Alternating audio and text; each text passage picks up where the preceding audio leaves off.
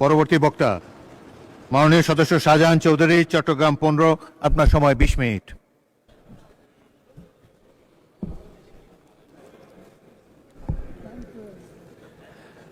আসসালামু আলাইকুম ওয়া রাহমাতুল্লাহ। নাহমাদুহু ওয়া নুসাল্লি আলা রাসূলিহিল কারীম। আল্লাহুম্মা সাল্লি ওয়া সাল্লিম আলা নাবিয়্যিনা মুহাম্মদ। বিসমিল্লাহির রহমানির রহিম। ইয়্যাকা না'বুদু ওয়া ইয়্যাকা নাস্তাঈন। মাননীয় স্পিকার, আপনাকে অসংখ্য ধন্যবাদ। 2026 এবং 27 অর্থ বছরের বাজেট আলোচনা করতে গিয়ে প্রথমেই আমি স্মরণ করছি 18 বছরের নির্যাতন, নিপীড়ন, অত্যাচার, গুম, খুন, শেষ পর্যন্ত আমাদের জামায়াত ইসলামীর শীর্ষ নেতাদেরকে বিচারিক হত্যাকাণ্ডের মাধ্যমে আমাদের ফাঁসির কাস্টে আমাদের 5 জন নেতাকে হত্যা করা হয়েছে।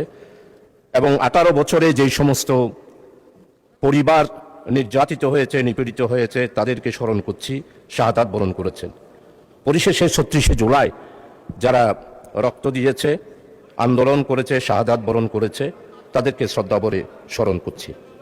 মানে স্পিকার, এই পার্লামেন্টটা হচ্ছে নির্যাতিত, নিপীড়িত, অসহায় মানুষের আহাজারির, মজলুমের আহাচারির সর্বশেষ 12ই ফেব্রুয়ারিতে যে নির্বাচনের মাধ্যমে পার্লামেন্ট গঠন হয়েছে, এই পার্লামেন্ট হচ্ছে 18 কোটি মানুষের সেই আশা আকাঙ্ক্ষার একটি পার্লামেন্ট।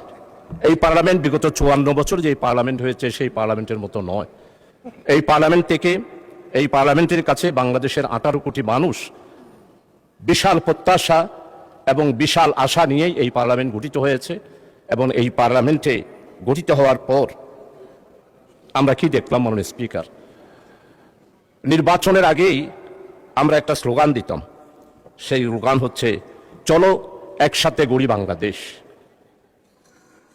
আজকে সেটার রেজাল্ট, মাননীয় প্রধানমন্ত্রী বিদেশ সফর করে আসার পর আমাদের অপোজিশন লিডার, মানবিক নেতা ডক্টর শফিকুর রহমান চলো একসাথে গড়ি বাংলাদেশ, সেটার আজকে প্রমাণ উনি আজকে এই পার্লামেন্টে দিয়েছেন। মাননীয় প্রধানমন্ত্রীর এই সফরকে উনি প্রশংসিত করে আজকে বাংলাদেশের মানুষকে অতীতের সমস্ত কিছু ভুলে গিয়ে আগামীতে নতুন বাংলাদেশ গড়ার উনি যে অঙ্গীকার নির্বাচনের আগে করেছিলেন, সেটার প্রতিফলন আজকে উনার অপোজিশন লিডার হিসাবে মাননীয় প্রধানমন্ত্রীর সফরের পরে বক্তৃতায় উনি আজকে সেটা প্রকাশ করেছেন। মাননীয় স্পিকার, ডক্টর শফিকুর রহমান সাহেব অপোজিশন লিডার, উনি তো দেশবাসীকে বুঝিয়ে দিয়েছেন। উনি সরওয়ার্দীর উদ্যানের মহাসমাবেশে বক্তৃতা দিলেন, বক্তৃতায় অসুস্থ হলেন। আল্লাহ তাআলা ওনাকে ভালো করলেন। অসুস্থ অবস্থায় বসে বসে জাতির উদ্দেশ্যে উনি বক্তব্য রাখলেন। বক্তব্য রেখে ঘোষণা করলেন, আমরা যদি ক্ষমতায় যাই তাহলে আমরা সরকারি কোনো সুযোগ সুবিধা নেব না, ট্যাক্স ফ্রি গাড়ি নেব না, এবং আমরা কোনো ধরনের গৃহায়নের জন্য, আমরা কোনো ধরনের বাস স্থানের জন্য কোনো ধরনের জমিও আমরা নেব না। এরপরে উনি অসুস্থ হলেন। ওনাকে প্রস্তাব দেওয়া হলো যে আপনাকে বিদেশে গিয়ে হার্ট অপারেশন করতে হবে। উনি বললেন, না, আমি আমার দেশের উপরে আমার আস্থা রয়েছে, আমি এই দেশের মধ্যে চিকিৎসা করব। আল্লাহর মেহেরবানি, উনি চিকিৎসা করলেন, ভালো হলেন, দেশবাসীর কাছে মেসেজ দিলেন, আমরা আমাদের দেশের চিকিৎসা জগৎকে লজ্জিত করতে চাই না, আমাদের দেশের চিকিৎসা জগৎ সম্পর্কে অপোজিশন লিডার স্বীকৃতি দিলেন।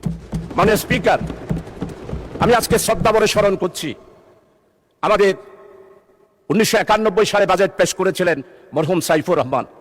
2001 সালেও উনি বাজেট পেশ করেছিলেন সরকারের সময়ে। আমাদের মাননীয় অর্থমন্ত্রী চট্টলার অত্যন্ত ঐতিহ্য পরিবারের, বুনেদি পরিবারের, বাণিজ্যিক পরিবারের সন্তান। উনি চেম্বার সভাপতি ছিলেন, উনি আন্দোলন সংগ্রাম করেছেন। আমাদের স্টক এক্সচেঞ্জের চট্টগ্রামের উনি চেয়ারম্যান হিসেবে দায়িত্ব পালন করেছিলেন। আমি আশা করেছিলাম উনি বাংলাদেশের 18 কোটি মানুষের দিকে তাকিয়ে বাজেট দিবেন, কিন্তু উনি বাজেট দেন নাই। সেটার প্রমাণ বাজেট উত্তর উনি সাংবাদিক সম্মেলন করেছেন। সাংবাদিক সম্মেলনে উনি কি বললেন? অর্থমন্ত্রী বললেন যে আমার এই বাজেট ব্যবসার পরিবেশকে সহজ করার জন্য বাজেট দিয়েছি। ব্যবসায়ীদের কি বাংলাদেশ? না, বাংলাদেশ 18 কোটি মানুষের বাংলাদেশ, কৃষক, শ্রমিক, মেহনতি মানুষ, সর্বস্তরের বাংলাদেশ। আপনি ব্যবসায়ী পরিবার, তাই ব্যবসায়ীদের জন্য বাজেট দিয়েছেন, বাংলার মানুষের জন্য বাজেট দেন নাই। তাই আজকে আমি সাইফুর রহমান মরহুম ওনাকে স্মরণ করছি। উনি যখন বাজেট দিতেন তখন অপোজিশন লিডারদের কাছে টেলিফোন করতেন। আমি অর্থ মন্ত্রণালয়ে 2001 সালে কাজ করেছি। আমাদের সাথে আমাদের মুশফিকুর রহমান, যিনি অর্থ মন্ত্রণালয়ে এইবারে সভাপতি হয়েছেন, উনার সাথে আমরা কাজ করেছি। আমরা দেখেছি বাজেট যখন বক্তব্য পেশ করা হতো, এর আগেই উনি অপোজিশন লিডারের সাথে কথা বলতেন, বাজেট তৈরির ব্যাপারে সহযোগিতা চাইতেন। এইবারের বাজেট যারা তৈরি করেছেন এরা কারা? এরা কি 36শে জুলাইয়ের চেতনাকে ধারণ করেন? না। যারা বাজেট তৈরি করেছেন, অতীতে যেভাবে বাজেট তৈরি করেছেন 18 বছরে যারা স্বৈর শাসক ফ্যাসিস্ট, তাদের বাজেট যারা তৈরি করেছেন এইবারও ঠিক তারাই বাজেট তৈরি করেছেন। আপনারা যদি আমাকে বলেন কে সেই রকম, আমি অবশ্যই ধরিয়ে দিতে পারবো, কিন্তু মহান পার্লামেন্টে আমি তাদের নাম ধরতে চাই না। আপনারাই চিন্তা করেন, এই বাজেট আপনারা যে তৈরি করেছেন, আপনারা সবাই স্লোগান দিয়েছেন নির্বাচনের আগে, আমাদের মতো সবার আগে বাংলাদেশ। এইবারের বাজেটে সবার আগে বাংলাদেশের এই স্লোগানটি কি প্রতিফলিত হয়েছে? এটা যদি প্রতিফলিত হতো তাইলে আপনারা কৃষি সম্পর্কে যেই বক্তব্য দিয়েছেন, বাজেট পেশ করেছেন, সেটা কি এইখানে আছে? আমাদের সম্মানিত কৃষি মন্ত্রী জনাব মাওলানা মতিউর রহমান নিজামী বাংলাদেশে 54 বছরে কৃষকদের জন্য মাওলানা মতিউর রহমান নিজামী মন্ত্রী হিসাবে যেই বিশাল পরিবর্তন করেছিল 4 দলীয় জোটের আমলে, সেটা 54 বছরের অন্য কোনো বাজেটে বা অন্য কোনো মন্ত্রী সেটা দেখাতে পারে নাই। সেটা কেমন? মানে স্পিকার, আমাদের মন্ত্রী 4 দলীয় জোটের আমলে যখন কৃষি মন্ত্রণালয়ের দায়িত্ব নিলেন, উনি তখন ব্লক সুপারভাইজার ছিল প্রতি ইউনিয়নে একজন। আমার মন্ত্রী, আমাদের নেতা শহীদ মাওলানা মতিউর রহমান নিজামী কৃষকদের কথা চিন্তা করে উনি প্রত্যেকটা ইউনিয়নে 9 জন করে প্রতি ওয়ার্ড ভিত্তিক একজন ব্লক সুপারভাইজার দিয়ে কৃষকের মধ্যে বিশাল একটি বিপ্লব এনেছিলেন। উনি ঘোষণা দিয়েছিলেন, আজকে আপনারা গাছ রোপণের কথা বলেন, এই গাছ রোপণের চিন্তাধারা সফল করেছিলেন তৎকালীন 4 দলীয় জোটের আমলে 3 বারের প্রধানমন্ত্রী বেগম খালেদা জিয়ার আমলে সফল কৃষিমন্ত্রী মাওলানা মতিউর রহমান নিজামী বলেছিলেন, একটি বাড়ি খামার বাড়ি আর বনজ শিল্প, বনজ ঔষধ এবং অর্থকরী গাছ লাগানোর বিপ্লব এনেছিলেন মাওলানা মতিউর রহমান নিজামী। কিন্তু আমরা এবারের বাজেটে কি দেখি? কৃষকদেরকে অবহেলা করা হয়েছে। অতীতে যা বাজেট ছিল তার থেকে আপনি কমিয়ে দিয়েছেন। কৃষক ছাড়া বাংলাদেশ বাঁচবে না। তাই আমার প্রস্তাব হলো, কৃষকদের ব্যাপারে এই বাজেটে আপনাকে অবশ্যই কৃষকদের ব্যাপারে আপনাকে বাজেট বরাদ্দ বাড়িয়ে দিতে হবে। মানে স্পিকার, আমি গ্যাস ও কৃষি, গ্যাস ও খনিজ, বিদ্যুৎ, জনপ্রশাসন, প্রবাসী কল্যাণ, বন্দর, স্বরাষ্ট্র ও পুলিশ, বন এবং পরিবেশ আর শিল্প, এই কয়েকটা মন্ত্রণালয়ের উপরে আমি আজকে উল্লেখ করতে চাই। 15টা মন্ত্রণালয়ে আপনি অতিরিক্ত বাজেট দিয়েছেন, কিন্তু এই 9টা মন্ত্রণালয় আজকে দুকে দুকে মরতেছে। গ্যাস, আজকে 54 বছর একটা গ্যাস কূপও আপনারা উত্তোলন করতে পারলেন না। অথচ আমাদের পাশে রাখাইন এই রাজ্যের পাশেই আজকে বঙ্গোপসাগরে গ্যাস উত্তোলন হয়েছে, অথচ আমরা এখনো পর্যন্ত গ্যাস পাই নাই। গ্যাসের চাহিদা দিন দিন বাড়তেছে, আর আমাদের গ্যাস আমদানি করতে হয়। আমরা একটা গ্যাস কূপও আজকে আমরা 54 বছরে পারি নাই। 1993 সাল আমাদের সম্মানিত ডক্টর খোন্দকার মোশাররফ সাহেব খনিজ মন্ত্রী ছিলেন। আমাদের আজকের স্বরাষ্ট্রমন্ত্রী তৎকালীন 91 সালের প্রধানমন্ত্রী দেশনেত্রী বেগম খালেদা জিয়ার অফিসে উনি থাকতেন, প্রধানমন্ত্রীর সহকারী ছিলেন। উনার অবশ্যই খেয়াল থাকার কথা, 1993 সালে যখন পার্লামেন্টে বক্তব্য রাখলাম, তখন মাননীয় প্রধানমন্ত্রী ডক্টর খোন্দকার মোশাররফ সাহেবকে নির্দেশ দিলেন যে চৌধুরী যে বক্তব্য রেখেছে, আমাদের চট্টগ্রামের গ্যাস ফিল্ড কুমিরাগুনা, বড় হাতিয়াতে সেই গ্যাস ফিল্ড আপনি পরিদর্শন করুন। ডক্টর খোন্দকার মোশাররফ, উনার মন্ত্রণালয় এবং আমার আজকের স্বরাষ্ট্রমন্ত্রী উনারা সহ আমার সেই এলাকায় গেলেন। 1978 সালে চট্টগ্রামের গ্যাস ফিল্ড, আমার মাননীয় অর্থমন্ত্রী আপনিও জানার কথা, রাশিয়ার উদ্যোগে সেই গ্যাস ফিল্ড থেকে অলরেডি গ্যাস উত্তোলন হলো। 1970 সালে আমরা চট্টগ্রামবাসী সবাই আশান্বিত হলাম, চট্টগ্রামে আমরা গ্যাস একটি ফিল্ড পেয়েছি। কিন্তু দুর্ভাগ্য, 1971 সালে দেশ স্বাধীনতার পর আধিপত্যবাদী হিন্দুস্তান আমার ওই রাশিয়ার গ্যাস ফিল্ডে ওনারা সবাই সরজমিনে দেখেছেন, সেইখানে সীসা ঢেলে দিয়ে আমার গ্যাস ফিল্ডটাকে বন্ধ করে দিল। আমরা গ্যাস পেলাম না। আমাদের আজকের স্বরাষ্ট্রমন্ত্রী উনিও গিয়েছিলেন, ডক্টর খোন্দকার মোশাররফ সাহেব, ওনার সমস্ত মন্ত্রী পরিষদের যারা ডিজি ছিলেন ওনারাও গিয়েছিলেন। তাই আজকে আমি দাবি করছি আমার চট্টলার ওই গ্যাস ফিল্ড ইন্ডিয়া স্বাধীনতার পর বাংলাদেশকে অর্থনৈতিক দিক থেকে ধ্বংস করার জন্য আমার গ্যাস ফিল্ড শেষ করে দিয়েছিল বাঁশখালীর চাম্বল আর আমাদের চট্টগ্রামের লোহাগাড়ার বড় হাতিয়ার। এই গ্যাস ফিল্ডকে আবার পরীক্ষা নিরীক্ষা করে সেইখানে গ্যাস পাওয়া যায় কিনা সেই ব্যাপারে চিন্তা করতে হবে। মাননীয় স্পিকার, আজকে মাননীয় অর্থমন্ত্রীর কাছে অনুরোধ করব, আপনি গ্যাস সন্ধানের জন্য সেখানে বাজেট বরাদ্দ করেন। এইভাবে রাখাইন বারবার যদি একটা গ্যাস পায়, ইন্ডিয়া যদি গ্যাস পায়, আমাদের 18 বছরের প্রধানমন্ত্রী উনি নাকি সমুদ্র জয় করেছিলেন।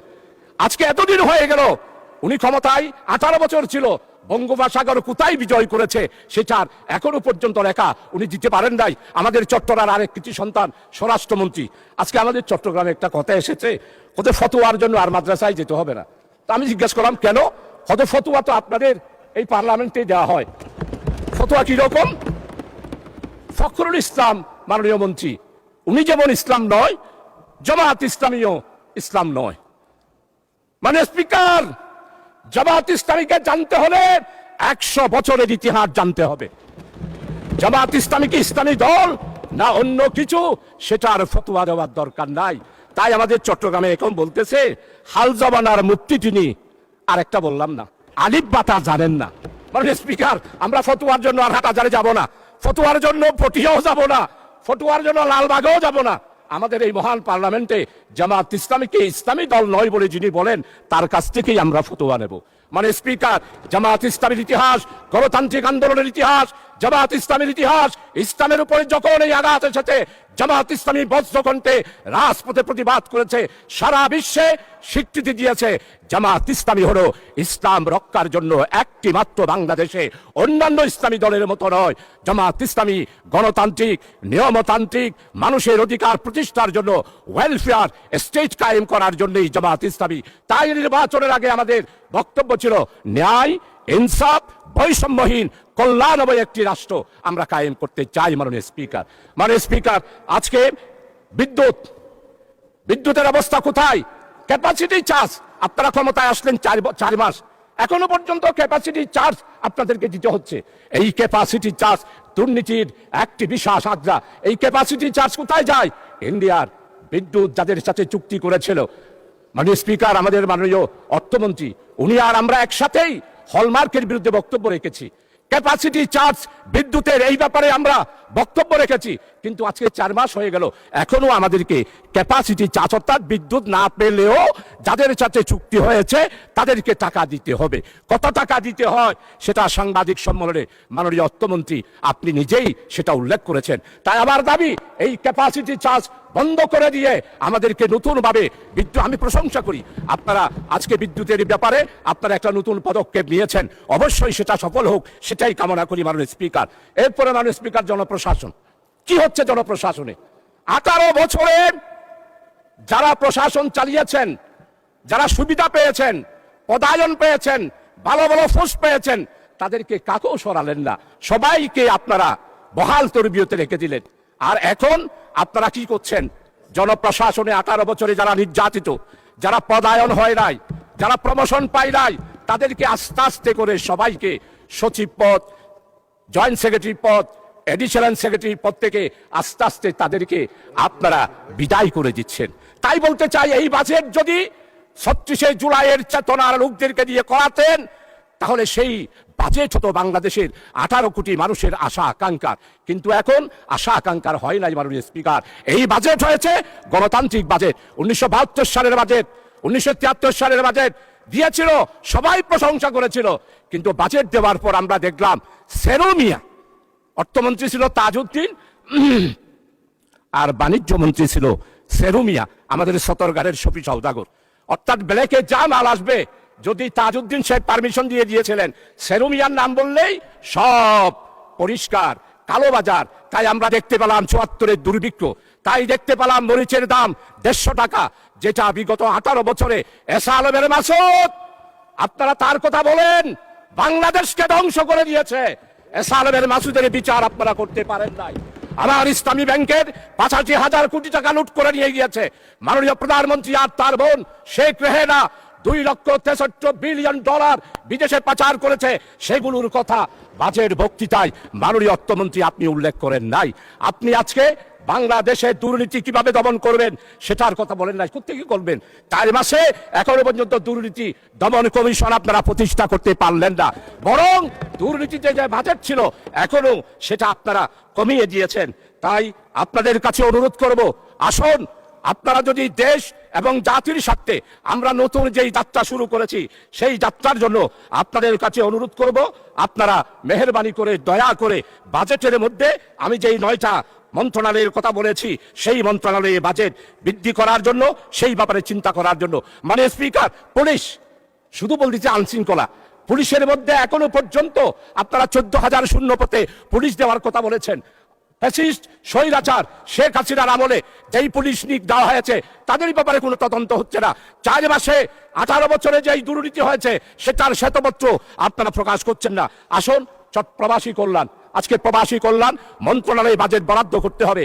চট্টগ্রাম বন্দর এতদিনের বন্দর, এখন পর্যন্ত বড় ভেসেলগুলা ঢুকতে পারে না, বড় ভেসেলগুলা বাইরে থাকে, সেই ভেসেল থেকে জাহাজ দিয়ে মাল এনে এখন পর্যন্ত মান্দাতার আমলের বন্দর পরিচালিত করা হচ্ছে। তাই আমার স্পষ্ট কথা, মাননীয় অর্থমন্ত্রী, আমাদের চট্টগ্রাম বন্দরকে আধুনিকায়ন করতে হবে, সিঙ্গাপুরের আদলে করতে হবে। আমাদের চট্টগ্রামকে আমাদের সাবেক 3 বারের প্রধানমন্ত্রী বেগম খালেদা জিয়া চট্টগ্রামকে বাণিজ্যিক রাজধানী ঘোষণা করেছিল। বাণিজ্যিক রাজধানী করার জন্য যা করা দরকার সময় যেহেতু নাই, আমার কাছে স্পষ্ট প্রস্তাব আছে, সেগুলো আপনার কাছে আমি দিতে পারবো।